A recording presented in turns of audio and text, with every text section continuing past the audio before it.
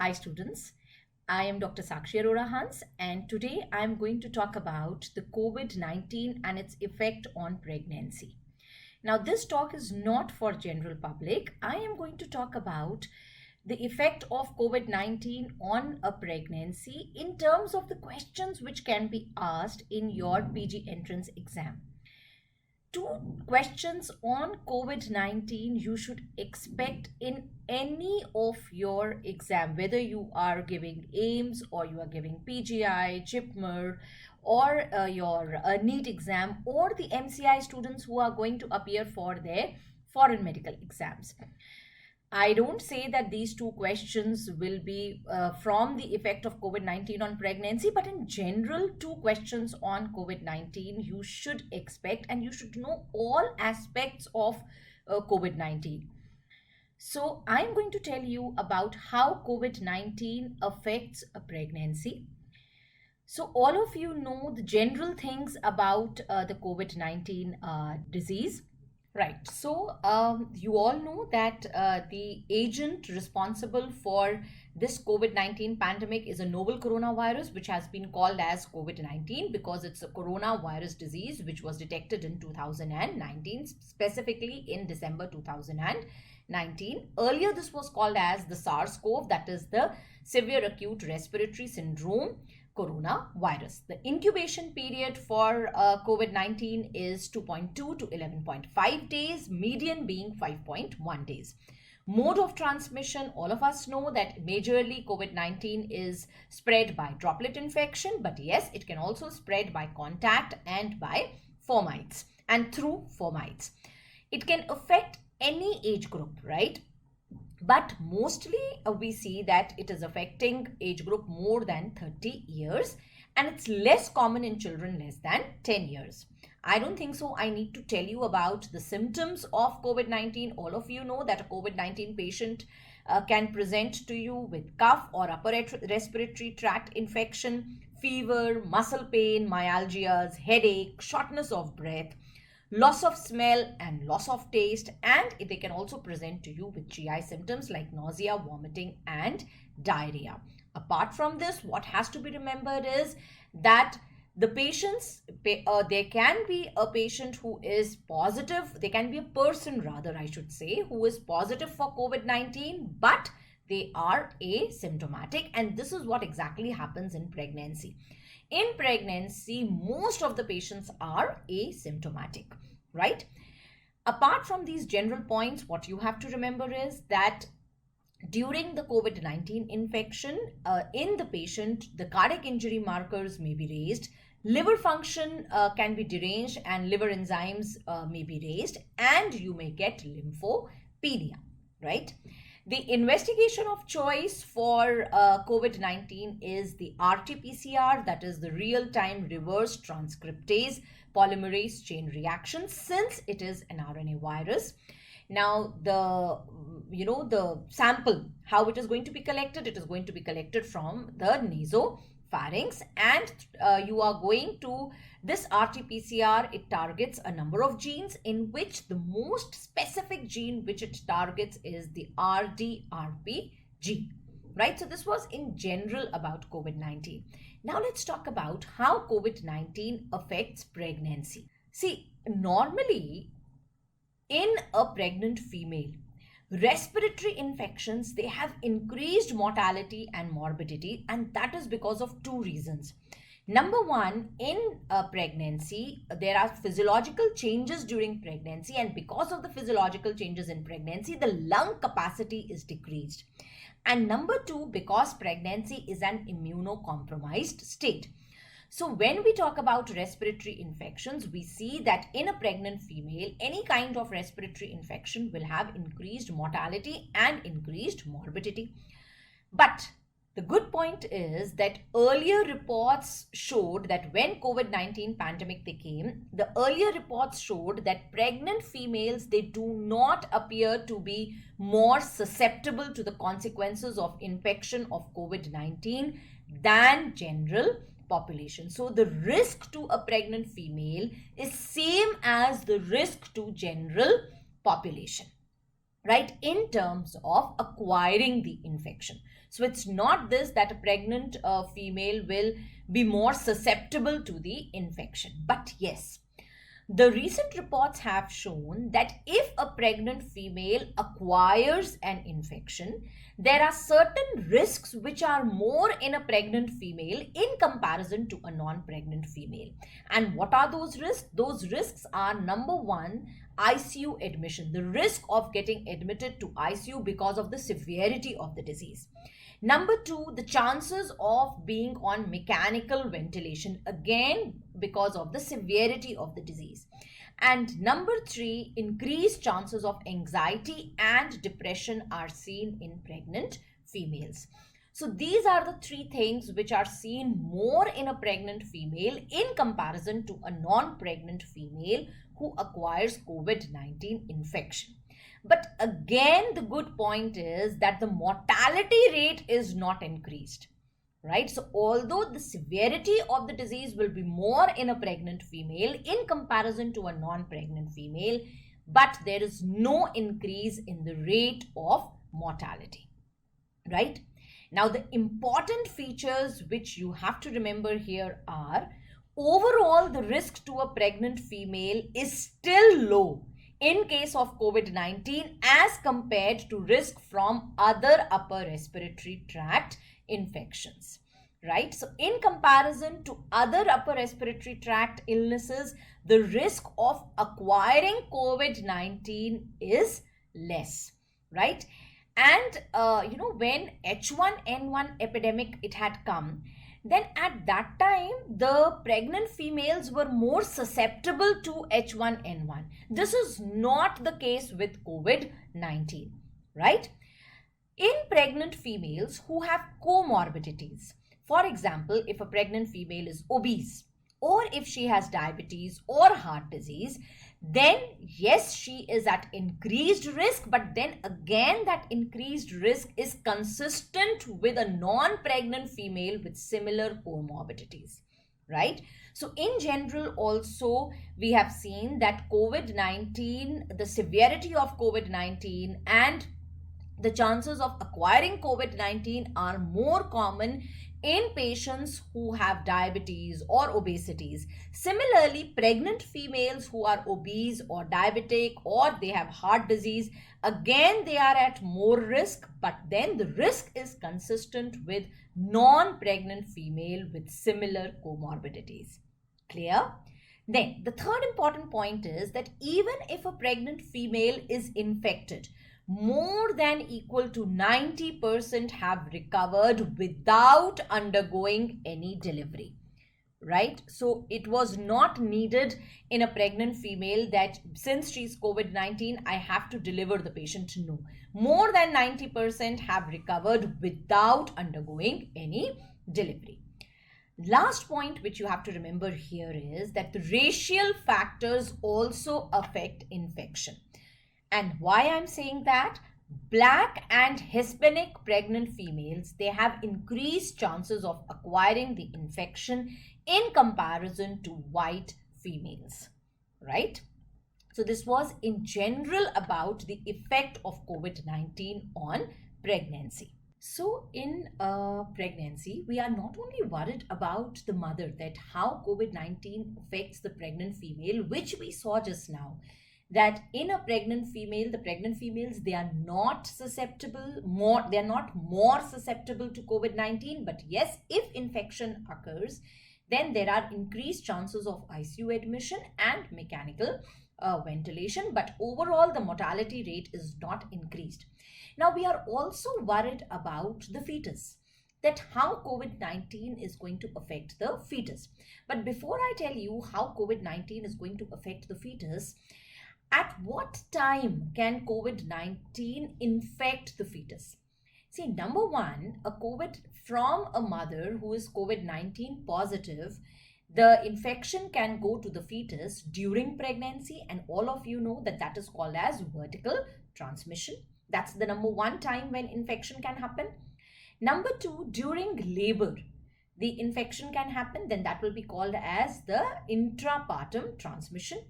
And number three, it can happen after delivery, that is in the postpartum period. The first thing what is important to know is that how am I going to know whether the infant which is born, the newborn, which is, sorry, not infant, the newborn baby which is born, where the infection which it is having, suppose it is tested to be COVID positive, whether that infection was acquired in the intrapartum period, or it was acquired in the antenatal period, or whether it was acquired in the postpartum period. How am I going to know that? So for that, you will have to understand that suppose if the mother is symptomatic, right? In a symptomatic mother, if I am getting a baby and a new neonate, and I want to check, and that neonate is affected by COVID-19, and I want to check whether the transmission happened during the antepartum period, that is whether vertical transmission was there or not. How am I going to know that? If you can confirm the presence of the virus in amniotic fluid prior to the rupture of membranes, that's one way in which you can say that yes, it's a case of vertical transmission. Number two, if virus can be confirmed in the cord blood of the neonate by PCR, or if the virus can be confirmed in the neonatal blood by PCR within first 12 hours of birth, then you are going to say that yes, this infection occurred in the antepartum period and it's a case of vertical transmission. In asymptomatic mothers, you will come to know that vertical transmission had occurred if the virus can be confirmed in the cord blood by PCR, or if the virus can be confirmed in the neonatal blood by PCR within first 12 hours of birth. That's very important. Within first 12 hours of birth, if you can confirm that yes, virus is present, whether it's present in the cord blood or whether it's present in the neonatal blood, you are going to say that it's a case of vertical transmission, right? Now, earlier in COVID-19, vertical transmission was not seen. That was because very less pregnant females got affected and we had very less case studies to prove that vertical transmission has occurred. But now what we have seen that yes, the cases have been reported where vertical transmission has occurred. But the good point is that this vertical transmission is not very frequent. It's an infrequent method, right? It's very less common in COVID-19, although vertical transmission is happening, but it's less common, right? Then, now suppose mother is COVID positive and I get a neonate who's symptomatic at birth. How do I know that this infection was acquired during the process of delivery? Now, during the process of delivery, if the infection was acquired, then two things are going to be positive. If you check the nasopharyngeal swab of the neonate at birth, and that's one sample which you take, and the second sample if you take after 24 to 48 hours of birth, both these samples will be positive. If both the samples are positive, then that means the infection was acquired during the process of delivery. In contrast, if at birth the sample is negative, but after 24 to 48 hours of birth, the sample is positive, then that means that the infection was acquired in the postpartum period. So in intrapartum period, if the infection is acquired, at birth also the sample will be positive, and after 24 to 48 hours of birth also the sample will be positive. But if the infection was acquired in the postpartum period, then the first sample which is taken at birth will be negative, but the second sample which is taken after 24 to 48 hours of birth will be positive. In the postpartum period, the infection, that's the most common time in which the infection spreads. Right, so a baby will acquire infection most commonly in the postpartum period. And What will be the most common mode of spread? The most common mode of spread will be through droplet infection. So it means that the mother or the caretaker was COVID positive, and through droplet infection, the baby or the newborn baby acquired the infection. Right? So if they ask you what is the most common time of spread of infection from mother to the child, you are going to say the most common time of spread is the postpartum period, and the most common route of spread is through droplet infection by the COVID positive mother. Right? Now, one very important thing which you should understand is that although the female may be COVID positive and this COVID virus may be seen in her nasopharyngeal swab, still, till now, it is seen that COVID-19 is absent in vaginal secretions, in breast milk, and in amniotic fluid. So even if the mother is COVID positive, the COVID-19 is not seen in vaginal secretions, breast milk, and amniotic fluid. Till now, it has not been detected. Right? Now, one very important point which you should know is that why is vertical transmission less common in COVID-19? There is a reason for that. It's not by chance. And the reason is that this COVID-19 virus, whenever it has to enter into a cell, it needs two receptors. Number one is the ACE receptor 2, the angiotensin converting enzyme receptor 2, and serine protease receptor 2, right? So these are the two receptors which are needed by the COVID-19 virus to enter into any cell. And both these enzymes, the angiotensin converting enzyme and the serine protease enzymes, they are minimally expressed in the placenta. And that is why their receptors are also less in placenta, and that is why COVID-19 affects placenta less, and that is why the vertical transmission rate of COVID-19 is less, right? So just now I was telling to you about at what time the fetus can be affected by this COVID-19 infection. Now it's important to understand that how COVID-19 infection can affect the fetus, right? See, in COVID-19, there is hyperthermia, all of us know that, right? And this hyperthermia theoretically can lead to a problem if hyperthermia or if COVID-19 is acquired in the first trimester. It can lead to problems in organogenesis, and that can lead to increased risk of congenital anomalies, especially neural tube defects. Also hyperthermia, so number one, hyperthermia can lead to congenital anomalies like neural tube defects. Number two, it can lead to miscarriages, right? That is how hyperthermia can affect pregnancy. And in COVID-19, there is hyperthermia, right? But the good thing is that in COVID-19, there is no data which suggests that there is increased risk of abortion or there is increased risk of teratogenicity. So COVID-19 infection does not lead to increased risk of abortion, and it does not lead to teratogenicity till what the current studies have shown. So currently COVID-19 is not an indication for doing MTP, right? Another very important point which you should note is that for treating the fever of COVID-19, we use acetaminophen, that is the paracetamol. Now, use of acetaminophen in the first trimester in a pregnant female is considered to be safe, right? Rather, it is beneficial because the mother will not have any adverse effect related to hyperthermia, right? So these were two very important points, that COVID-19 infection does not lead to an increased risk of abortion and it does not lead to increased teratogenicity. But on the other hand, there are data which suggest that there are 4 problems which can happen in the fetus because of COVID-19 infection. Number 1, hyperthermia can lead to preterm labor and premature rupture of membrane. That's number 1 problem. Number 2, it can lead to abnormal fetal heart rate patterns. Number 3, there is increased rate of cesarean deliveries in COVID-19 patients.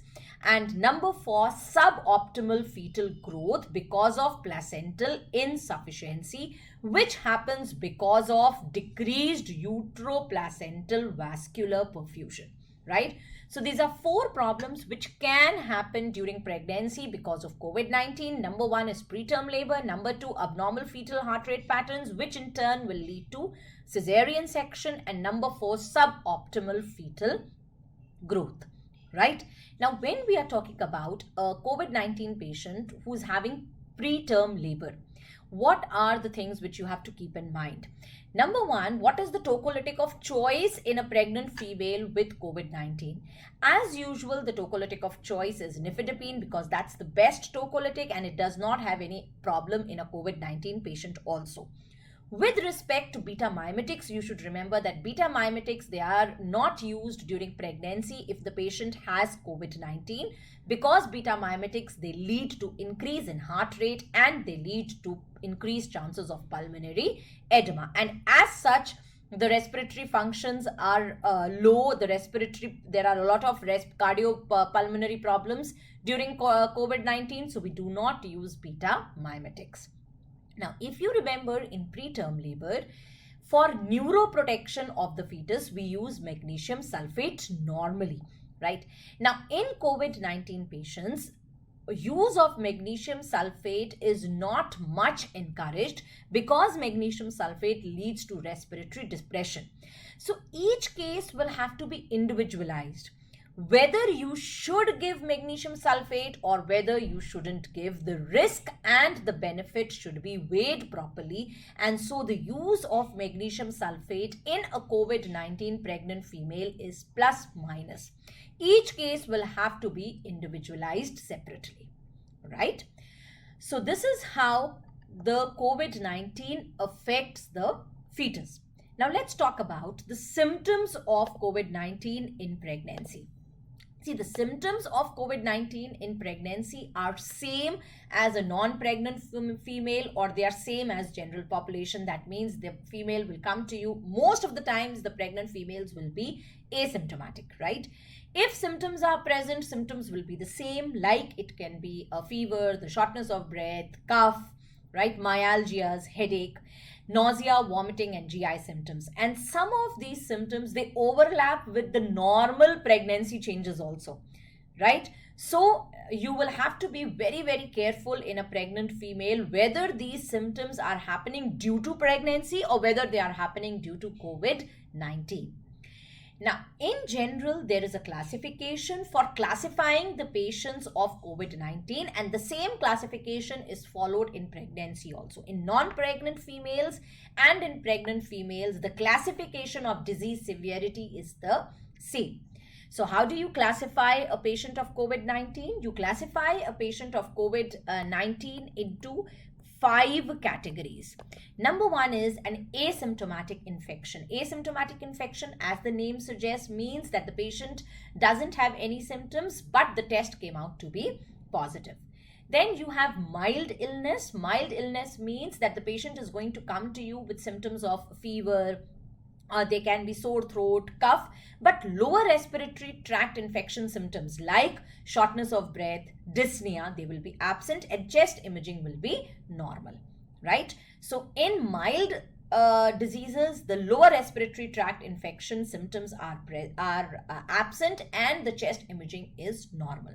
Then comes moderate. What is going to happen in moderate? In moderate, the lower respiratory tract infection symptoms like shortness of breath and dyspnea will be present, and on chest imaging also you are going to get abnormal chest imaging. But the SpO2 in these patients will be more than 93%. So if SpO2 is more than 93% and you are getting shortness of breath and dyspnea, or if you are getting abnormal chest X-ray or CT, that means it's a moderate illness. On the other hand, if SpO2 is coming less than 93% or respiratory rate is coming more than 30, or on, when you do a chest X-ray or you do a CT, you get lung infiltrates more than 50%, then you classify the disease as a severe disease. A critical disease means that there is respiratory failure, septic shock, or multiple organ dysfunction. Now, this is how you classify a patient of COVID-19, right? Now, let's talk about the testing for COVID-19 in a pregnant female. So first, let us talk about what are the indications in which you should go for a COVID testing in antenatal period. So number one is when a pregnant female comes to you, you have to take a detailed travel history. Now, when I say you have to take a detailed travel history, you know that as of now, the international travel is not happening, right? So when you are taking a detailed travel history, you just don't have to take travel history of international travel. You have to take travel history for the domestic travel also, because what I'm concerned is that when she would be traveling, she will be coming in contact with many people whose COVID status would not even be known to her, right? That is why you have to take a detailed travel history. Now, for example, your antenatal patient, she tells you that she had gone to Agra, right? From Delhi, she has gone to Agra. Then in that case, what is important? Next question is, okay, how did you go? Did you go by your own car or did you take a public transport? So if she has gone to Agra by her own car, obviously the risk of having COVID-19 by getting exposed to multiple people is less, right? On the other hand, if she is traveling to Agra on a public transport, the risk is increased, and in that case, definitely you will have to go for a COVID-19 testing, even if she is asymptomatic, right? So in asymptomatic patients, I'm going to go for a test if there is a travel history. Number two, in asymptomatic patients, asymptomatic pregnant patients, I am going to go for testing if she has been exposed to patients with symptoms of COVID-19. Number three, in asymptomatic patients, I am going to go for her testing if she's coming from hotspot areas, right? So the red zone, if she's coming from a red zone, then I am going to go for her testing in antenatal period, even if she is asymptomatic. If the patient is immunocompromised, in that case, again, if she has diabetes or if she has heart disease, then also I'm going to go for her COVID testing. Number 6, which I have not mentioned here, is if a healthcare provider is pregnant, right? So if if a doctor is pregnant, again you should go for a COVID, or a nurse or any healthcare worker is pregnant. In that case, you should go for COVID-19 testing. And last, obviously, if patient has symptoms of COVID-19, you have to go for COVID-19 testing. This is what you have to do in antenatal period when the test should be done. Now, as far as a pregnant female comes to you in labor, in that case, when I'll be talking about labor, I'll tell you that according to ICMR guidelines, all antenatal patients who are coming from areas where COVID-19 is prevalent, you have to do their testing, right? And so if a patient is coming to you from India, basically in India, the ICMR guidelines are, this is what they say, that from the areas where COVID-19, the incidence of COVID-19 is very, very high, from those areas, you have to go for the testing of a pregnant female if she comes in labor, right? Irrespective of whether she has symptoms or not. Now, why we are doing this is not only to protect the healthcare professionals from acquiring infection, but also the other females who might be admitted in the labor room along with this patient, right? So it's very important that all females who go into labor and they are coming from those areas which are hotspot areas, you have to get their COVID-19 test done. But the other important point is that you are not going to delay the obstetrical management waiting for the report, right? Just because you are waiting for the report, you are not going to delay her obstetrical management. Clear? Then, the most commonly done test for COVID-19 in a pregnant female, like a non-pregnant female or like general population, is the RT-PCR test, which itself is a nucleic acid amplification test. RT-PCR, I told you, it's reverse transcriptase polymerase chain reaction test, and it has a very high false negative rate. It is 30%. Now, suppose if, and that's a very important question also. Now, suppose if you have a patient in whom you are suspecting she has symptoms of COVID-19, she has fever and cough, and you send her RT-PCR, but the test result comes out to be negative or it comes out to be inconclusive. In that case, you should repeat a second test, but the second test should be done only after 24 hours and not before that. You can do it, later than 24 hours, that's acceptable. But a repeat test within 24 hours of the previous test is not acceptable, right? Another very important point is that the specimen which you are taking, that is on that also the sensitivity depends. Normally we take a nasopharyngeal swab, or in some cases they take a nasal swab. But with nasopharyngeal swab or with nasal swabs, the sensitivity is less as compared to a sample which is taken from lower respiratory tract. For example, sputum or bronchoalveolar lavage sample. Right? So this can be a potential MCQ, but otherwise the sample which you are taking most commonly is a nasopharyngeal swab, right? Now this is the test which is done most commonly, that is the RT-PCR test. Now let's talk about chest x-rays and CT scans.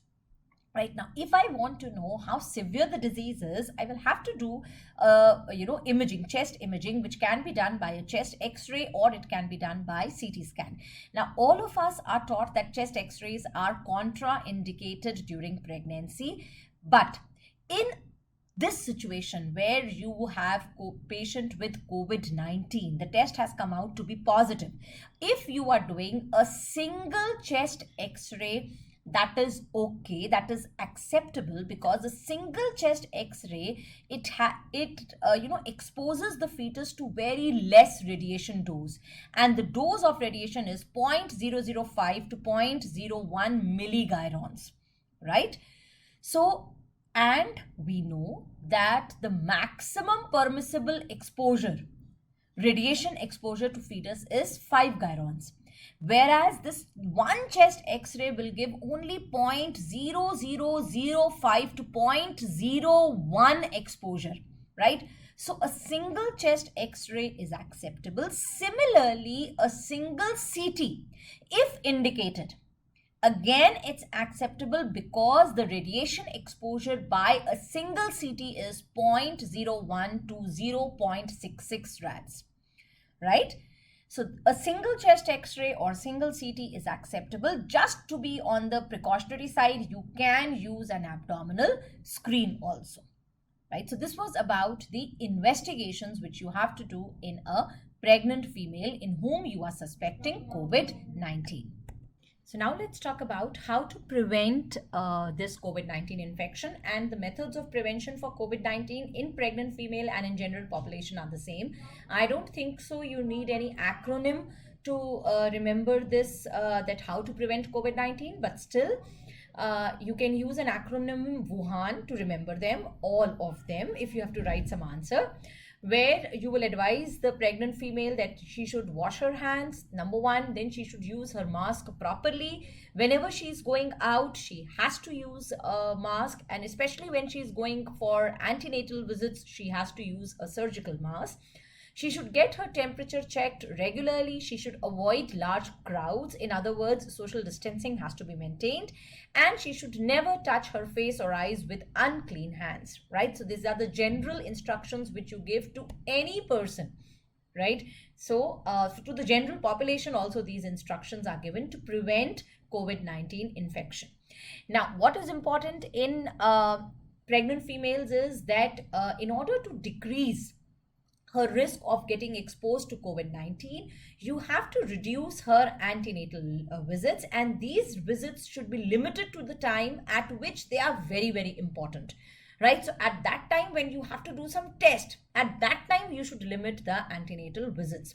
Now, as per ICMR, to all the pregnant females, they have to, at least you should tell them to come 4 times and in the entire pregnancy during the COVID pandemic. And that is number 1 at 12 weeks, because at 12 weeks, when you are calling a pregnant female, not only will you do an antenatal checkup, but simultaneously you are going to do a genetic screening. In other words, you can simultaneously do aneuploidy screening, testing for Down's syndrome. Then the second visit should be at 20 weeks, because at 20 weeks you will do a morphological scan. In other words, you are going to do a level 2 ultrasound, a detailed ultrasound to know about any congenital malformations, right?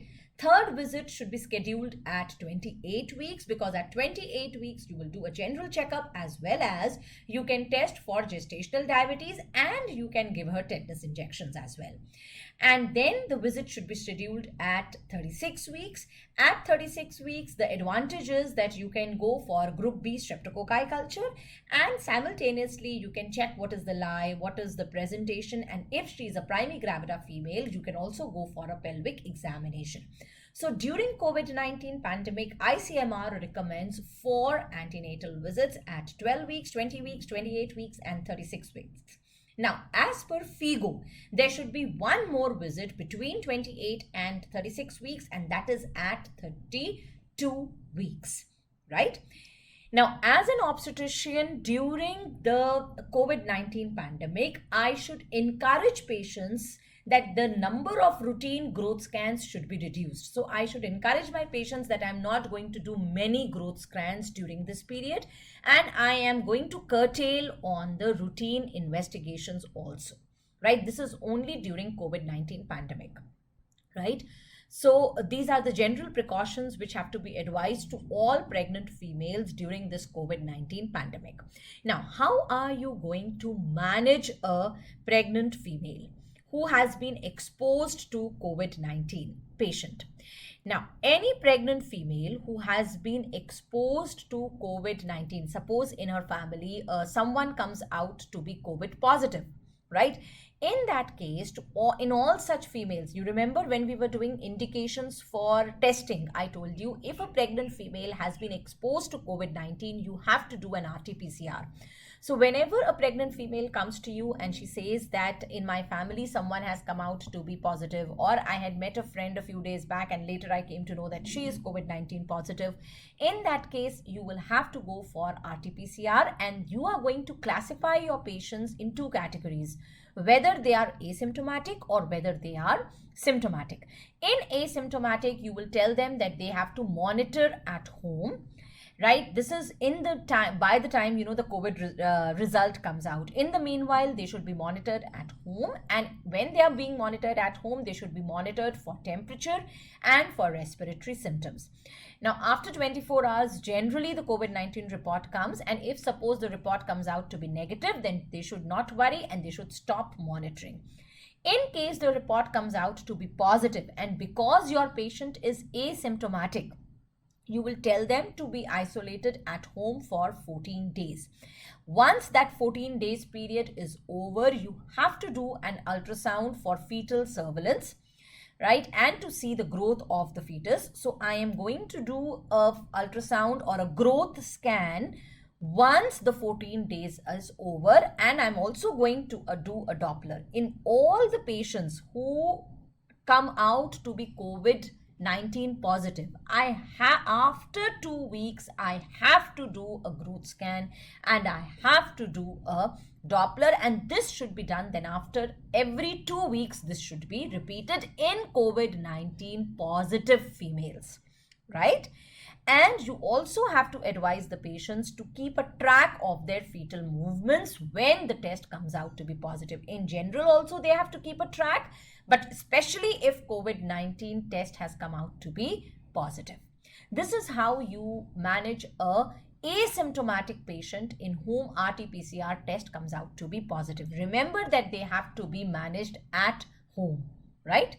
Now, just in case your patient was symptomatic, the pregnant female got exposed to a COVID-19 patient and she herself has symptoms, she has fever or she has respiratory symptoms. Again, we have already sent the RT-PCR, but in symptomatic pregnant patients, you have to monitor them in your hospital till the time the report comes, right? Now, suppose the report comes out to be negative. In that case, you are going to send them back home and you are going to tell them that still they will have to remain isolated at home for 14 days. And if the symptoms persist, because we have very high false negative cases false negative reports. So if the symptoms persist, they have to repeat the test after some time, right? And the test, as I told you, should not be repeated within 24 hours. It should always be repeated after 24 hours. That is if the test report comes out to be negative. Now suppose the test report comes out to be positive, then you are going to monitor them at hospital only. And when I say you are going to monitor them in hospital as or with respect to the mother, what is the monitoring I'm going to do? I'm going to monitor her temperature, her heart rate, her respiratory rate, and her BP every 3 to 4 hours. Right, so total 3 to 4 times in a day, I have to monitor her temperature, heart rate, BP, and respiratory rate.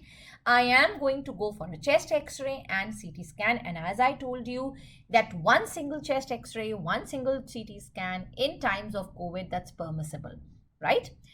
Now, as far as the fetus is concerned, I am going to give corticosteroid injection to the mother for fetal lung maturity in all pregnant females who are less than 34 weeks pregnant. So, any COVID-19 patient with symptoms, with a test positive, you have to give corticosteroids at less than 34 weeks. Between 34 to 37 weeks, you have to, the cases have to be individualized.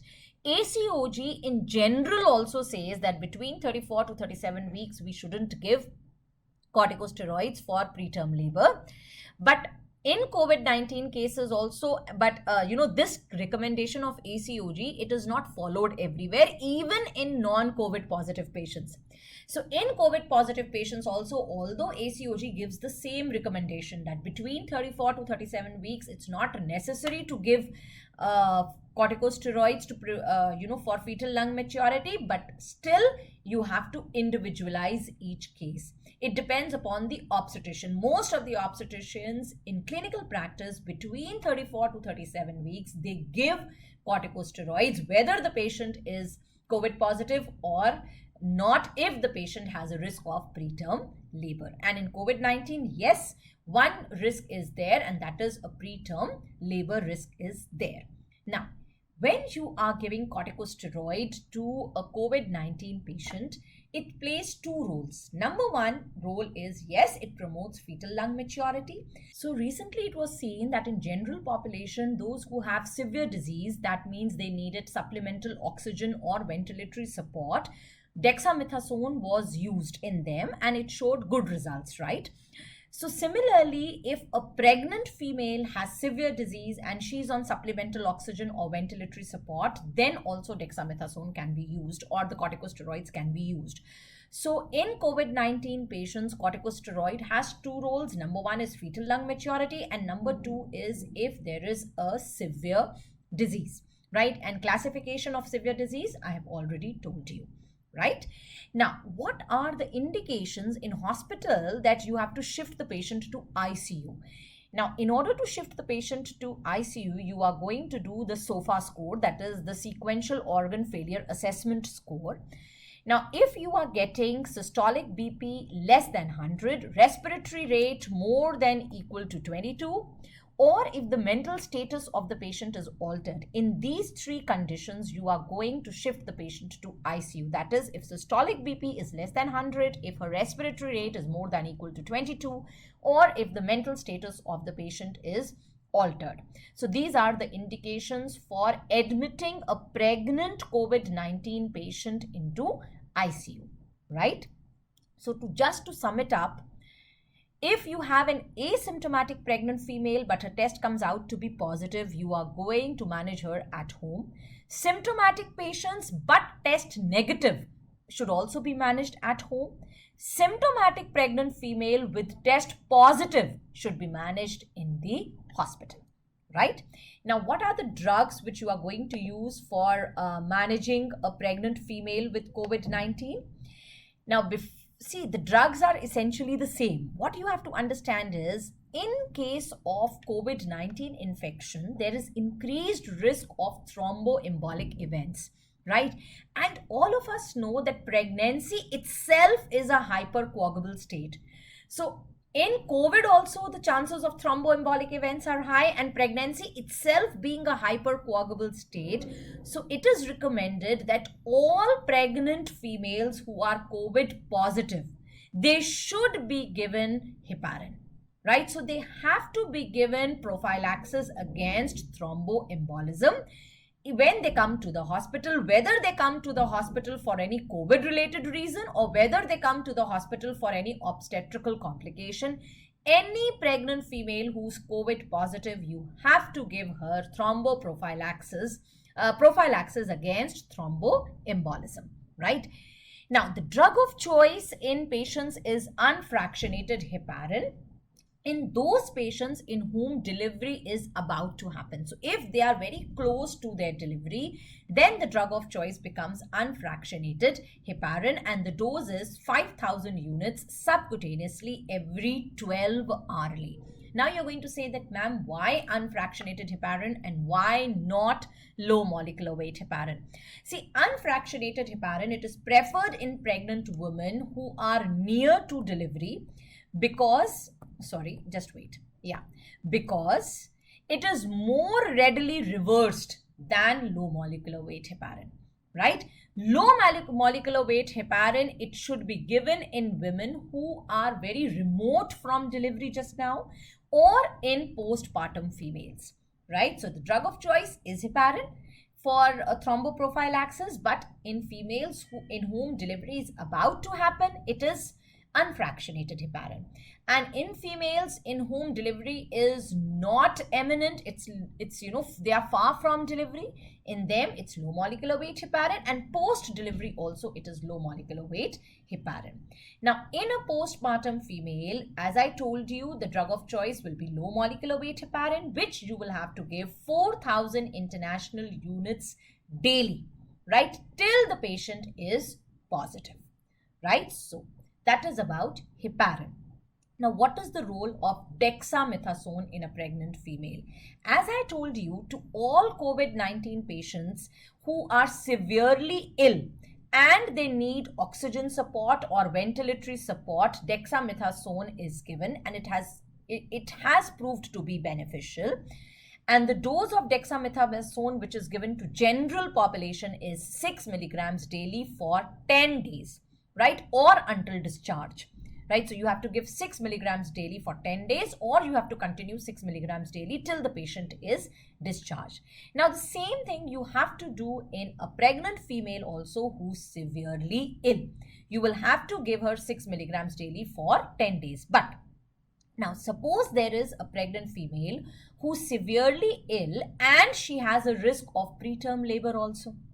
In that case, what am I going to do? In that case, I am going to give her dexamethasone or betamethasone as usual.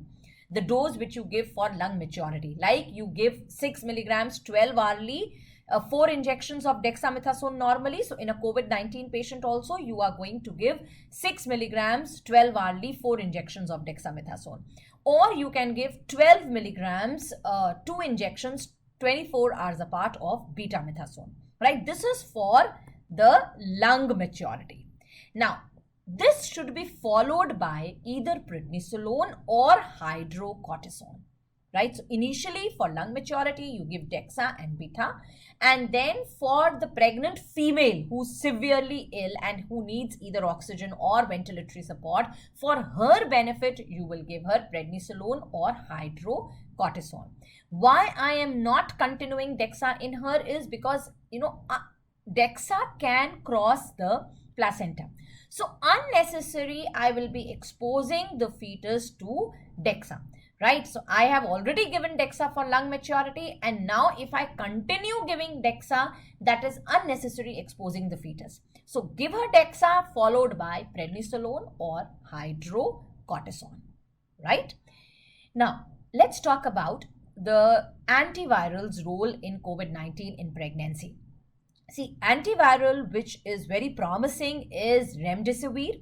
Now this remdesivir, it's an adenosine analog, and this was earlier tried in Ebola virus, and now it's being used for treating COVID-19 infection. It's given by IV infusion.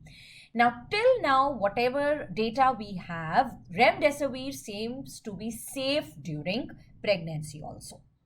The adverse effect of remdesivir as such is it can lead to kidney injury, and the dose of remdesivir, which you have to remember, is it is single IV dose 200 mg as a loading dose. So the loading dose is a single 200 mg IV dose followed by 100 mg daily IV infusion, which should be given for 10 days. So the loading dose is 200 mg followed by 100 mg for 10 days. Right? And remdesivir, yes, it's safe in pregnancy. The other antiviral combination which is being tried in COVID-19 is ropinavir and ritonavir combination. This combination, it was used in HIV, and now China used it against COVID-19. As far as their safety in pregnancy is concerned, lopinavir, FDA doesn't categorize it into any of the categories for pregnancy, but ritonavir is a category B drug, right? And yes, they are possible therapeutic options in a pregnant female. So lopinavir and ritonavir are also one of the options, antiviral options, which can be used in a pregnant female. As far as pneumonia is concerned, so if a pregnant female, she has secondary infections, secondary bacterial infections, then you are going to use the same drugs which you use in general public. For example, you can use azithromycin, you can use amoxicillin, and you can use ceftriaxone. Now, a very important drug which WHO doesn't advise, but it is recommended by ICMR for treating COVID-19 in India is chloroquine and hydroxychloroquine. Now, this is very, very important because in India we are using it, but WHO does not recommend it, right? Now, how does chloroquine or hydroxychloroquine, that is HCQ, act? It acts by inhibiting the virus entry, and both these drugs have immunomodulator properties, and that is why they are also used in SLE, right? The problem with these drugs, and especially more with HCQ, is that it prolongs the QT interval, and that is why it should be avoided with drugs which prolong QT interval. And one of the drugs which prolongs QT interval is azithromycin.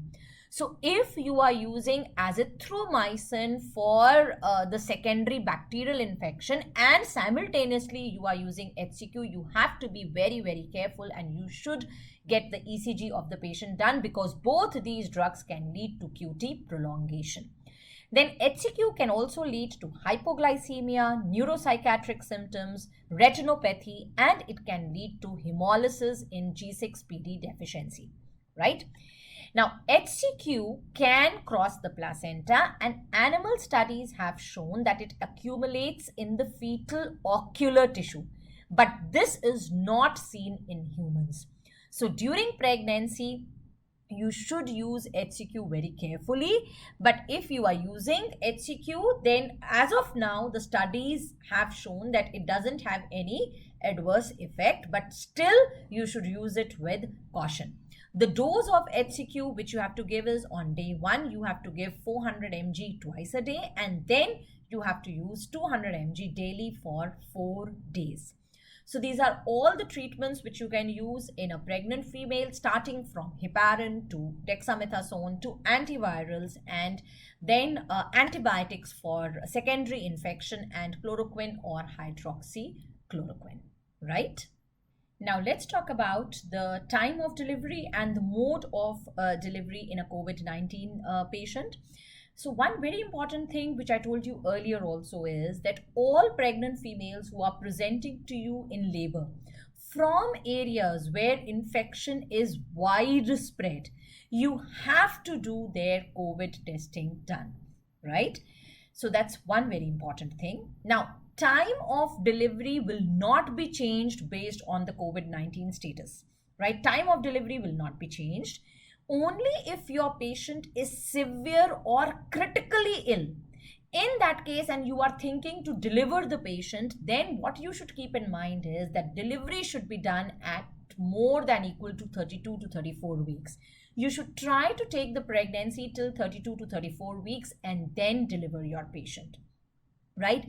But as such, time of delivery is not changed based on the COVID-19 status. We wait for spontaneous labor pains, or suppose patient has a PIH, then as it is indicated normally in PIH, we go by that, right? Just because patient has COVID-19, we are not going to change her timing of delivery, right? Similarly, her mode of delivery is not influenced by her COVID-19 status until and unless her respiratory condition demands urgent delivery.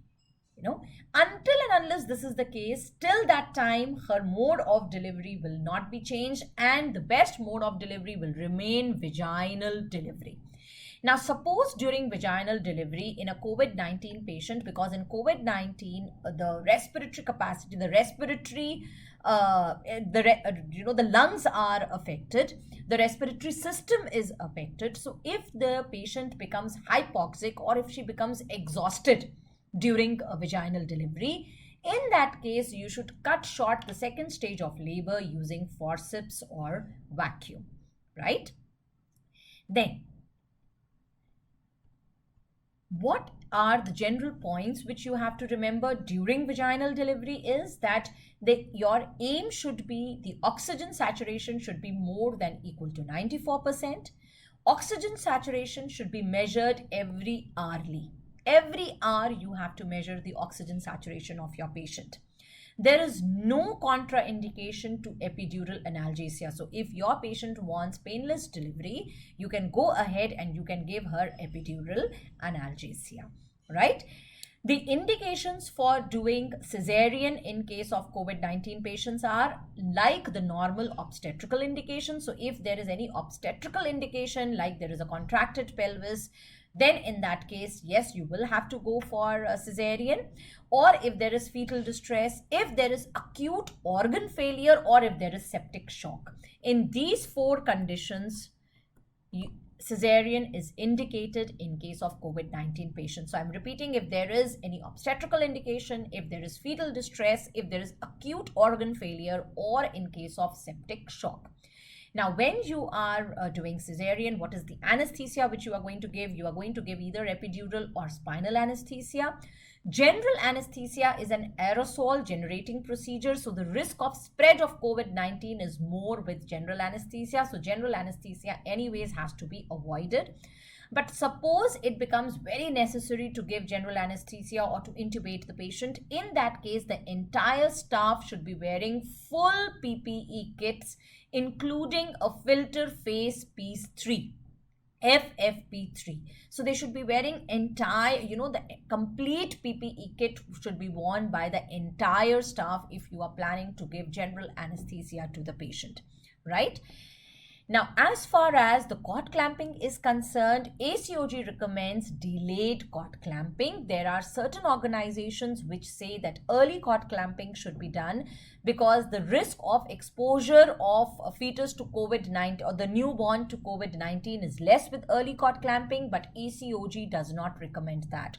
So for us, whether it is ACOG, whether it is ICMR, both of them do not recommend early cord clamping. Both of them say that you have to go for delayed cord clamping in a COVID-19 patient. Right? Now, suppose your COVID-19 patient needs induction of labor for any reason.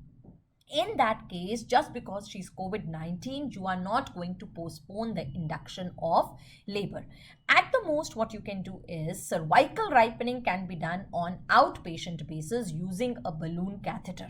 Right? So instead of calling her in your hospital in the labor room for cervical ripening, you can do it in the outpatient basis using a balloon catheter. Suppose you have to do cervical ripening in the admitted patients. In that case, just so that the time between the induction and delivery is less, and the less is the time, the less is the exposure to COVID-19. So in that case, you can expedite the procedure by doing two methods, combining two methods for induction of labor. For example, you can combine mechanical method, you can put a balloon catheter, as well as you can give her misoprost, or you can do balloon catheter and you can give her oxytocin. So this will decrease her time from induction to delivery, and that is, it will decrease her exposure to COVID-19. 19, and it will not only decrease her exposure, rather she is already affected, it will decrease your exposure to COVID-19 and the other people who are present in the delivery room, their exposure to COVID-19. I'm sorry, the patient is already COVID-19, so her exposure will not be decreased. Sorry, right? Then you are going to go for continuous fetal heart rate monitoring during labor. IV fluids should be restricted to less than 75 cc per hour, as excessive fluids can lead to pulmonary edema. You are going to limit the number of per vaginal examinations. So, when I started this topic, I told you that vaginal secretions and amniotic fluid, they do not show the presence of the virus. So as of now, artificial rupture of membranes is not contraindicated in a COVID-19 patient. Clear? So these are the things which you have to keep in mind when you are delivering a COVID-19 patient. Another very important point here is that labor has a very high risk of disseminating the virus. And that is because, number one, in second stage of labor, patient exhales forcefully, right? She pushes, and when she pushes, she exhales forcefully. At that time, there is a very high risk of the virus getting disseminated. And number two, during pushing, she can also pass feces. And again, that has a very high risk of disseminating the virus. That is why entire staff should be wearing full PPE while delivering a COVID-19 patients. That's number one. Number two, you should restrict the birth attendant to only one per person, right? So these are the precautions which you have to take when you are delivering a COVID-19 pregnant female. Now, in the postpartum period, what you are going to do? How you are going to monitor the patient? In the postpartum period, a COVID-19 patient, you are going to monitor her based on her severity. If the patient is asymptomatic or if she's a suspected COVID-19 case, you are going to monitor her like you routinely monitor all your postpartum patients, right? Now, if the patient has mild illness, and I've already told you the classification of disease severity. So if patient has mild illness, you have to check her vital signs. You have to monitor her input output every 4 hours. So her vital signs, including her respiratory rate, her temperature, everything, pulse rate, PP should be monitored every 4 hours. And her input output should be done every 4 hours for 24 hours after vaginal delivery and for 48 hours after cesarean section, right? This is if the illness is mild. In moderate cases, apart from all this, you have to do a continuous pulse oximetry monitoring for the first 24 hours. So in moderate cases, it has to be a continuous pulse oximetry monitoring for first 24 hours or till there is an improvement in the signs of the patient, right? Whichever happens later, till that time, you have to continuously monitor, do a pulse oximetry monitoring. If patient falls into a severe category or critical illness category, then you have to shift the patient to ICU after delivery and they will manage, right? So this is how you do maternal monitoring after labor. Now, how do you manage a COVID-19 patient if she has PPH? So most patients with COVID-19 who develop postpartum hemorrhage, they are managed according to the standard protocols. Like, so you know how to manage a non-COVID positive patient, you know how to manage PPH in them. Same things, same protocols you are going to apply in a COVID-19 patient also. But one very important thing which you have to remember is that some authors, they say that tranexamic acid, it should not be used in COVID-19 patients because tranexamic acid has antifibrinolytic properties. And you know that in COVID-19, there is a risk for thrombosis, and pregnancy itself is a hypercoagulable state. So there are some authors who say that in COVID-19 patients who are severe or who have critical disease, in them tranexamic acid should not be used to manage the PPH, right? Similarly, there are people who say that methyl ergometrin should not be used in COVID-19 patients. who are severe or who are critically ill to manage PPH, because methyl ergometrin has been associated with rare cases of respiratory failure and severe vasoconstriction. Right, so these are the two important things which you are going to keep in mind. Although neither ACOG nor ICMR have said that tranexamic acid or methyl ergometrin is contraindicated, we are going to keep these two things in mind, because maybe in future, as more studies go on, these two drugs may become contraindicated. Right, so remember these 2 points. Now, how do you care for a newborn, right, who's born to a mother who's COVID-19 positive? Now, all the newborns who are born to COVID-19 mothers, they should be tested within first 24 hours of birth. That's one thing very important. And when you are testing such babies, you should take both the throat and the nasopharyngeal swabs as samples. Now, such babies, they should be isolated from other healthy newborns till the report comes, right? So you should isolate these newborn babies from other healthy newborn babies. Now, till the time the period of viral shedding is not over, till that time, mother should be isolated from the newborn. So if mother is COVID-19 positive, till the time the period of viral shedding is not over, you have to isolate mother and newborn. You don't have to bring the newborn to the mother. Now, if that is not possible, if separate rooms for the newborn and for the mother are not possible, in that case, these 3 things should be done at least. Number 1, physical barriers like a curtain should be present between the mother and between the newborn. Mother should wear a face mask always, and she should practice hand hygiene. And distance between mother and newborn should be at least more than equal to 6 feet, right? So ideally, the newborn and the mother should be in separate rooms. They should be isolated from each other. The newborn should be isolated from the mother. But if that's not possible, then these 3 things should be taken care, that there has to be a physical barrier between, like a curtain between the mother and newborn.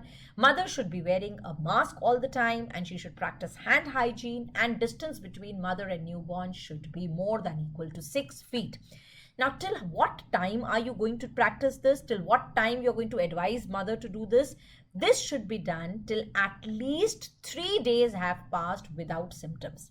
Right? And when I say 3 days have passed without symptoms, so if mother was having fever, at least mother shouldn't have fever for 3 days, and this 3 days without fever should be without any medication. So not on medication she is afebrile, no. Without any medication, she should be afebrile for 3 days till that, and then after that, the newborn can come to the mother, right? Or at least 10 days have passed from the onset of the symptoms, right? Till 10 days, from the onset of symptoms, till 10 days, the mother and baby should be isolated. Or 10 days have passed since their first COVID test report came positive. So from the time mother's first COVID test report came positive, from that time, 10 days should have passed. After that, only the baby can be shifted to the mother, right?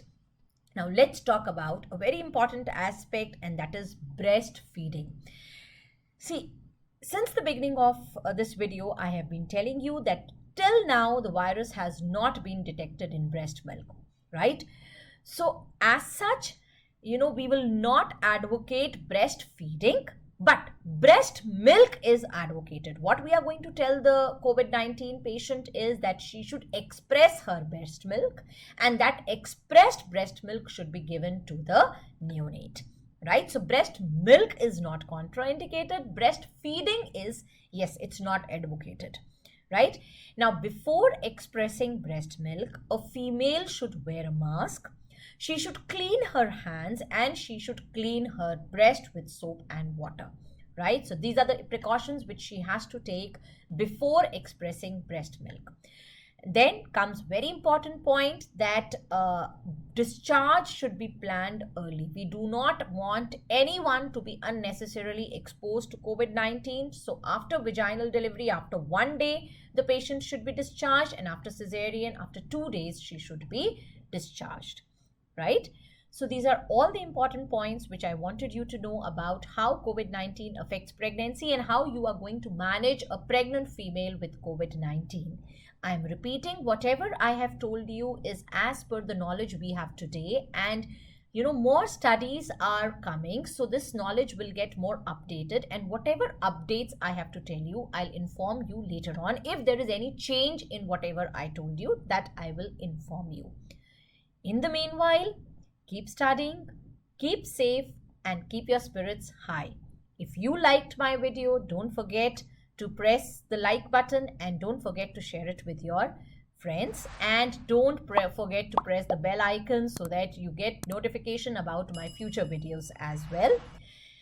You can find me on my Facebook page, that is Obs and Gynae by Dr. Sakshi Arora Hans, and you can also get regular updates on my Instagram handle, that is Dr. Sakshi Arora Hans.